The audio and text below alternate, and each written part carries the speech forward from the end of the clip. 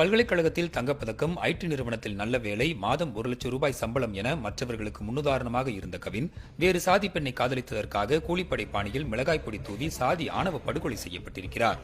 யார் இந்த கவின்? இந்த படுகொலையின் பின்னணி என்ன? தூத்துக்குடி மாவட்டம் ஆறுமுகமங்கலத்தைச் சேர்ந்த 26 வயதான கவின் செல்வ கணேஷ் பொறியியல் பட்டதாரி. இவரின் அப்பா விவசாயி, தாய் பள்ளி ஆசிரியை. படிப்பில் சிறந்து விளங்கியதற்காக தங்கப்பதக்கம் பெற்ற கவினுக்கு பட்டப்படிப்பு முடித்ததும் சென்னையில் உள்ள பிரபல ஐடி நிறுவனத்தில் பணி வாய்ப்பு கிடைத்திருக்கிறது. மாதம் 1,00,000 ரூபாய் வரை அவர் சம்பளமாக பெற்று வந்ததாக அவரின் நண்பர்கள் தெரிவிக்கின்றனர். கல்வியை கொண்டு தான் முன்னேறுவது மட்டுமின்றி சக மாணவர்களுக்கும் கவின் உதவக்கூடியவர் என அவரது ஆசிரியர்கள் அவரை நினைவு கூறுகின்றனர்.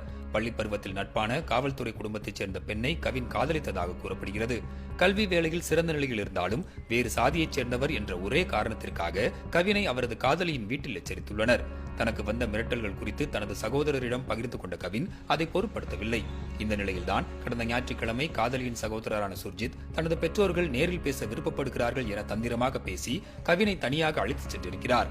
அடுத்த சில நிமிடங்களில் கூலிப்படை பாணியில் கவினை தப்பிக்க விடாமல் அவரின் மீது மிளகாய் பொடி தூவி நிலைக்குலைய வைத்து தாயின் கண்ணெதிரே சரமாரியாக வெட்டி படுகொலை செய்திருக்கிறார்.